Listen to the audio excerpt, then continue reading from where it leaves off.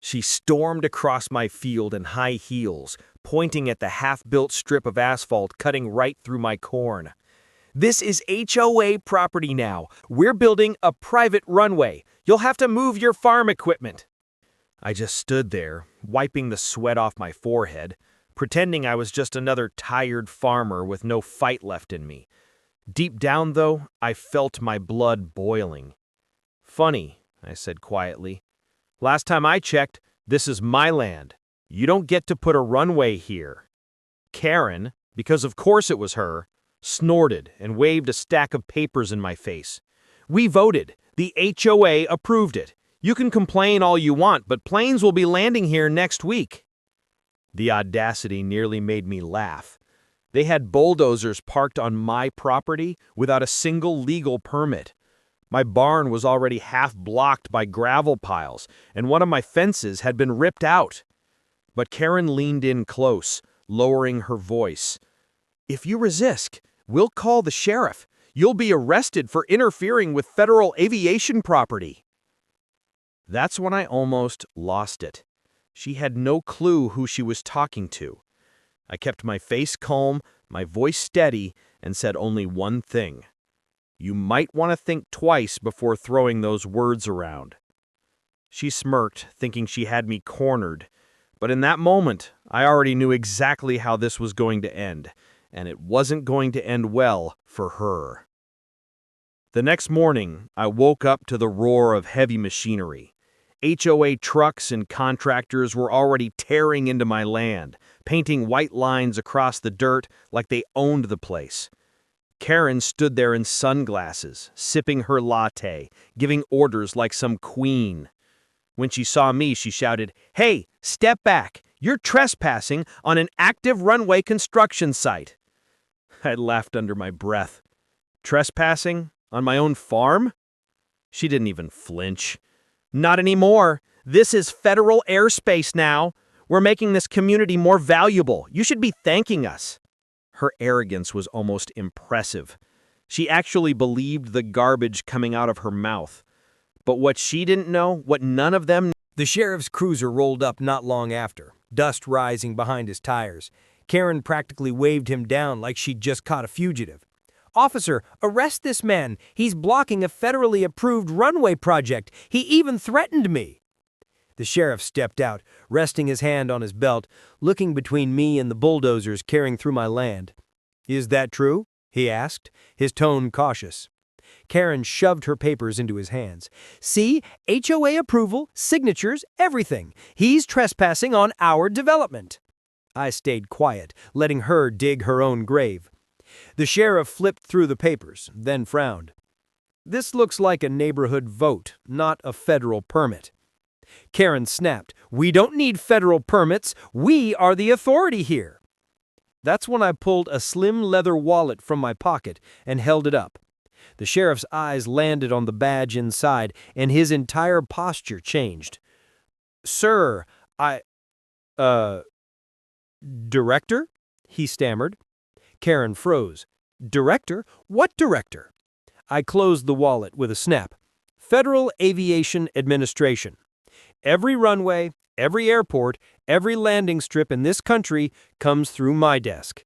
And you, Karen, just built an illegal runway on my farm." The color drained from her face. The sheriff slowly turned back toward her, his hand tightening on the papers she'd given him. For the first time all morning, Karen didn't have anything to say. She just opened her mouth and then shut it again. And I wasn't even close to done. Karen's silence didn't last long. Her lips curled back into that familiar smirk as if nothing had happened. "Badge or not, you can't stop progress. The HOA invested hundreds of thousands of dollars into this project. If you try to block it, you'll be facing lawsuits bigger than your little farm can handle." I raised an eyebrow. "Hundreds of thousands? Funny, I checked the county records last week. Your HOA's account is nearly empty." Her eyes widened just for a second before she snapped her fingers at one of the contractors. "Keep working. Don't listen to him. He's bluffing." The sheriff hesitated.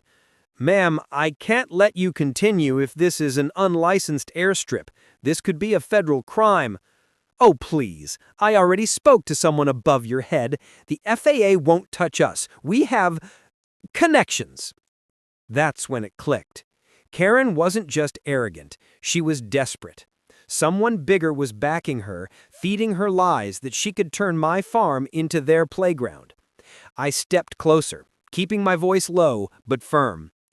Karen, do you have any idea what happens when people try to bribe their way into aviation projects? Because I do. I've seen people spend decades in federal prison for less than this. Her hands trembled slightly, but she covered it with another fake smile. You think you scare me? Just wait. When my investors show up tomorrow, you'll be begging me to sell this land. The next day came faster than I expected. By noon, sleek black SUVs and shiny sports cars started rolling up the dirt road that led to my farm. Men in tailored suits stepped out, carrying briefcases, their shoes sinking in the mud like they didn't belong here. Karen strutted ahead of them like a proud queen, showing off her castle. "This," she announced loudly, waving her arms at the half-paved strip, "will be the region's first exclusive private runway. Imagine your jets landing right here, next to million-dollar homes, all thanks to our HOA." The investors clapped politely, nodding. One of them turned to me and smirked. "So you're the farmer standing in the way of progress?" I tilted my hat back and looked him dead in the eye. "No, sir. I'm the one keeping you from committing a federal crime." Karen rolled her eyes. "Ignore him. He's just a bitter landowner who doesn't understand development." That's when one of the SUV's doors opened, and out stepped a tall man with silver hair and sharp eyes, clearly the ringleader. He didn't look at Karen first. He looked straight at me. "You must be the holdout. Everyone has a price. Name yours." He pulled out a checkbook, his pen already clicking. I couldn't help but chuckle. "You think this is about money? You built an unauthorized runway on federally protected farmland. You're not buying me out. You're digging your own graves." Karen's voice shot up an octave. "Don't listen to him. He's bluffing." But the silver-haired man's face changed the moment I pulled out my badge again. The investors leaned in, eyes narrowing, whispers breaking out among them. "Your FAA?" the man asked, his tone suddenly cautious. I nodded slowly. "Director, which means every word, every deal, every dollar you've put into this scheme is already under federal review. And trust me, I've seen entire companies collapse for less than what you're trying to pull here." For the first time, Karen's investors didn't look at her. They looked at each other. And what I saw in their eyes was fear. The investors' panic spread like wildfire. One of them slammed his briefcase shut, another cursed under his breath. The silver-haired man's jaw tightened as he muttered, "You didn't tell us this." Karen spun around, her face flushed red. "Don't listen to him! He's lying! He's just a farmer pretending to be important." I raised my voice just enough for them all to hear. "Check the FAA directory. My name's right there, and every one of your names will be flagged in the report I'm filing tonight." The silver-haired man pulled out his phone with shaky hands, scrolling furiously. His eyes went wide when the page loaded. Slowly, he looked up at me, then at Karen. "You dragged us into this knowing who he was?" Karen stammered. I didn't know. I thought he was bluffing." The investors didn't wait around. One by one, they rushed back to their cars, engines firing up, dust flying as they sped off my land. Karen chased after them, screaming, "Wait! Don't leave! This is still happening!" But no one stopped. Within minutes, the only sound left was the bulldozer idling uselessly on my field. Karen turned back to me, her mask of confidence completely shattered. Her voice cracked as she hissed, "You think you've won? You humiliated me in front of powerful people. You'll regret this." I took one slow step closer, lowering my voice so only she could hear. "No, Karen. What you'll regret is stepping onto my land without permission, because the next time you do, it won't just be investors running scared. It'll be you in handcuffs." Her eyes That night, I thought it was finally over. The investors had fled, the bulldozers sat silent, and my land was mine again. But Karen wasn't the type to crawl away quietly. Around midnight, I saw headlights creeping down my dirt road. 3 pickup trucks stopped at the edge of the field, engines growling low. Men jumped out, big, heavy boots hitting the ground. They weren't contractors this time. They looked like hired muscle. One of them carried a crowbar, another had a chain. Karen stepped out from the lead truck, her face twisted with rage. "You embarrassed me today," she spat across the field, "in front of people who don't forgive failure. You think your badge makes you untouchable? Let's see if it protects you tonight." The men started spreading out, moving toward my barn and my tractors. One of them slammed his crowbar into a fence post, snapping the wood. Another kicked at the barn door. Karen smiled, arms folded, as if watching a show. I let them push it just far enough. Then I pulled out my phone, already streaming to a secure federal server. A small red light blinked on the barn wall where my hidden camera was recording every second. "Careful, Karen," I called out, my voice calm. "You're not trespassing anymore. You're vandalizing federal property, and that changes everything." The men froze, glancing back at her. "Federal?" one muttered. Karen shouted, "Keep going! He's bluffing again!" But just then, blue lights flashed at the end of the road. 3 more cruisers pulled up, sirens cutting through the night. The sheriff stepped out first, followed by 2 state troopers. He pointed straight at Karen and her hired thugs. "You just made my job a whole lot easier," he said.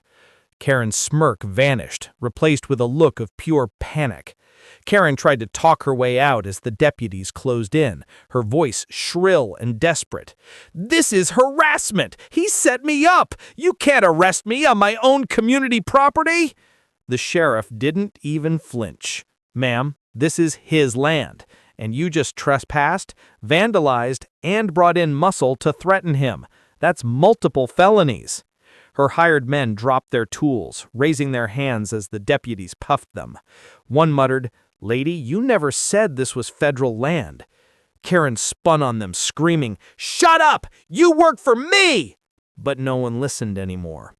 I stepped forward, my voice steady but cold.